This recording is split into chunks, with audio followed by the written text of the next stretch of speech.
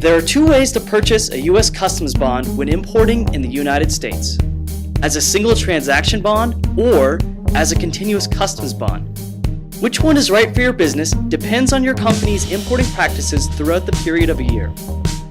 So, how do you make that decision? What are the differences between these two ways to secure a U.S. Customs bond for your imported goods? Let's start with the single transaction bond. A single transaction bond, also referred to as a single entry bond, only covers the entry of goods for which it was specifically written. This means that a new bond must be purchased for every entry you make. A bond for a single entry must be filed directly at the port where the entry is made, and it does not include the ISF bond, which is also a requirement of importing in the United States. The bond amount for a single transaction bond is determined by the value of the goods and the amount of duties, taxes, and fees. Therefore, every entry made would be calculated individually. Now, compare that to a continuous customs bond. Continuous customs bonds have a term of 1 year and are automatically renewed each year. The bond on file with customs stays valid until it is terminated by one of the three parties on the bond: the surety, the bond principal, or Customs and Border Protection. While a valid bond is on file, the importer is able to make an unlimited amount of entries under that one bond.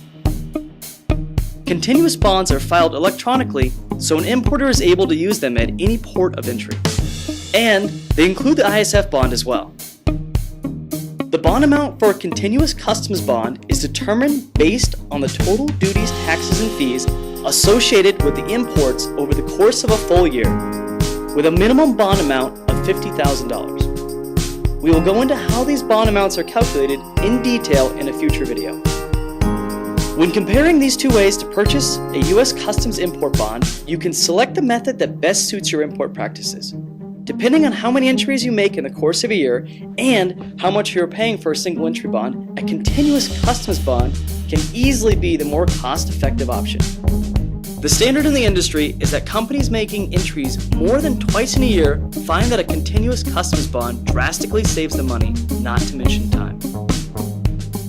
Now that you know the differences between these two ways to purchase a U.S. Customs bond, which one is the best fit for your company?